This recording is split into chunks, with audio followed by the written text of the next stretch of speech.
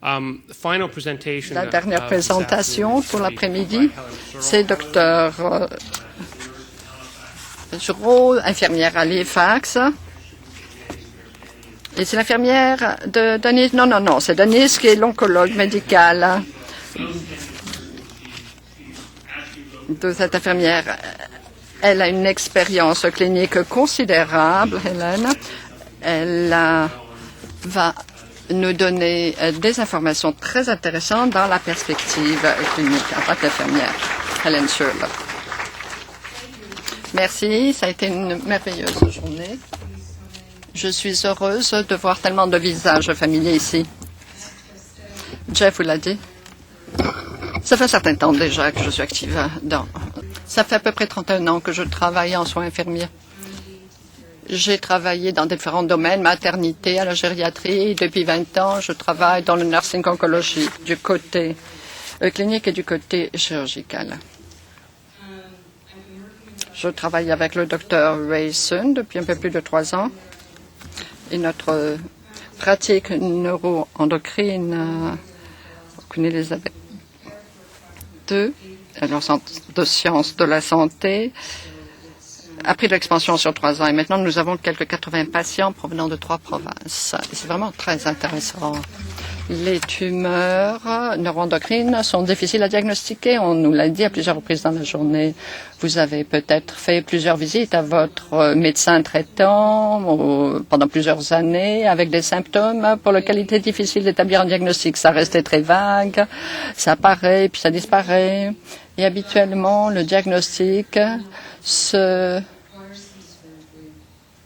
est fait, vous vous retrouvez à l'hôpital, vous avez besoin d'une opération due en fait à un épisode aigu de symptômes, obstruction intestinale, jaunisse obstructive, fait que vous avez besoin d'une attelle de stent. Et la seule façon de confirmer le diagnostic, c'est à l'aide d'une biopsie, donc un prélèvement de tissu qui montre à ce moment-là que vous avez effectivement une tumeur neuroendocrine. Vous avez peut-être eu une présentation de votre diagnostic par un chirurgien, un omnipraticien, un gastro-entérologue ou un endocrinologue. Ensuite, vous nous êtes adressé, et c'est là que nous devenons donc les intervenants en première ligne. Nous comprenons l'angoisse que vous éprouvez, qu'éprouve votre famille, parce que vous avez entendu les mots tumeur, cancer, mais le but de notre rencontre, c'est de vous expliquer la différence entre ces tumeurs et les autres types de cancers. Alors, je vous explique que ces tumeurs sont tout à fait traitables et que nos patients préservent une bonne qualité de vie, et cela pendant longtemps habituellement. Ces patients ont rarement besoin de chimiothérapie, car ces cancers sont très différents des autres cancers, tels que le cancer du sein ou le cancer du côlon. Et l'on essaie de vous encourager à faire la distinction entre ce que vous avez et ce que vous entendez à propos des autres cancers. C'est très, très différent. Donc, oubliez ce que vous savez à propos des autres cancers. Alors, on va vous interroger sur vos symptômes, quels sont-ils, depuis combien de temps les avez-vous. On va vous demander si vous avez été opéré, s'il y a une amélioration de vos symptômes suite à cette opération. Et je vais vous poser des questions sur votre santé de façon générale. Je vais vous demander quels sont les médicaments que vous prenez. Savez-vous pourquoi vous prenez ces médicaments? Il y a des gens qui ne savent pas très bien pourquoi ils prennent tel ou tel médicament. Puis je vous expliquerai quels vont être les tests et les épreuves qu'il faudra avoir pour déterminer quels sont les meilleurs traitements pour votre tumeur. Et on l'a dit à plusieurs reprises dans la journée, bien de ces tests peuvent être utilisés. Bon, CT scan, IRM, PET scan, bilan sanguin, test urinaire, scan octotide ou scan MBGD. Ces 2 tests peuvent être faits chez nous. Ou vous n'avez peut-être pas besoin de ces examens parce que votre maladie est stable.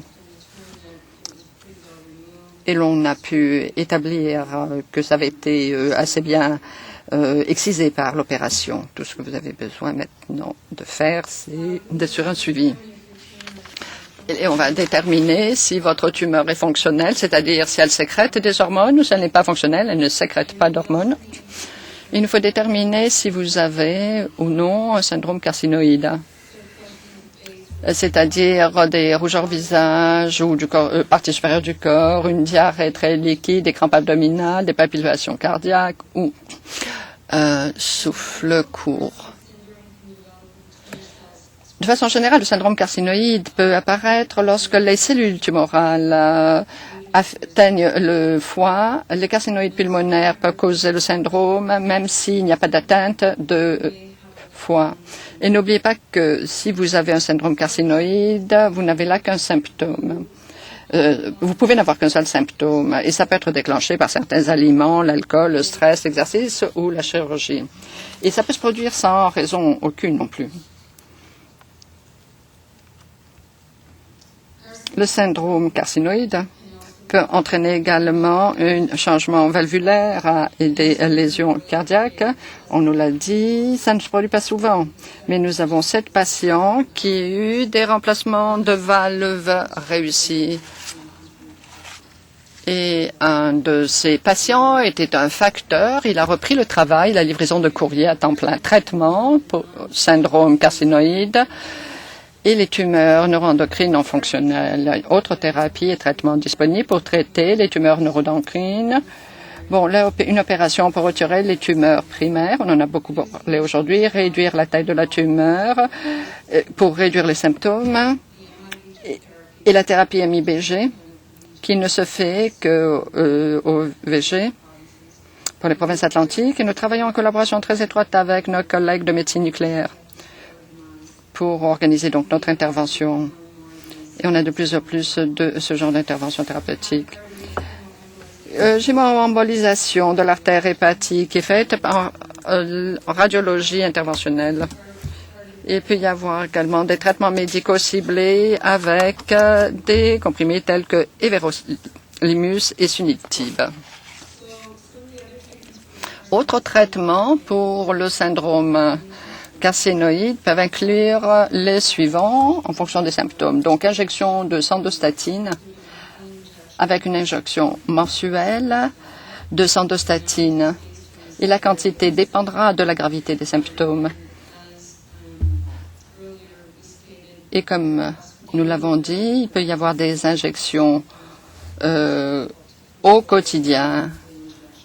Lorsque les symptômes sont difficiles à contrôler avec des injections mensuelles, lorsque vous venez pour votre rendez-vous, on va parler de vos symptômes. Et si on m'appelle pour me dire que les choses ne vont pas mieux, on va essayer donc d'augmenter la fréquence de ces injections. Et si on détermine que vous avez besoin des injections, on va prendre des dispositions pour que ce soit fait. Habituellement, ces injections sont données par votre médecin de famille. Ensuite, une infirmière peut être mise à votre disposition par le biais du programme Accès Sandostatine LR. C'est vraiment fantastique ce programme. On n'a jamais eu de difficulté lorsqu'il a fallu organiser donc des traitements. Certaines assurances médicaments peuvent couvrir le médicament, mais sinon, ça peut être fait par le biais de ce programme Accès Sandostatine LAR. Tous les patients ont accès à ce médicament et à ce traitement, quels que soient leurs moyens financiers. Et tous les patients sont inscrits auprès de ce programme Accès Sandostatine LAR, quelle que soit leur assurance médicaments. Car s'il y a quelque chose qui change, au moins ils sont déjà inscrits. Une fois qu'on a déterminé où vous en êtes avec votre maladie neuroendocrine, on va déterminer quel va être le suivi requis. Pour certains patients, il va falloir des scans, des CT scans plus fréquents pour le suivi, où ils vont peut-être avoir besoin également de tests diagnostiques. Certains patients vont avoir besoin de CT scans annuels, car la maladie est stable. Et pour d'autres patients, il va falloir que l'on recueille leur urine pour une évaluation de 5-HIAA. Et tout cela est déterminé au cas par cas sur la base des symptômes. Mais Je voudrais remercier tous mes patients et toute leur famille du privilège qui m'a été donné d'intervenir dans leur traitement, alors que notre objectif est de vous donner les soins les plus experts et les plus récents et les plus pointus. Merci.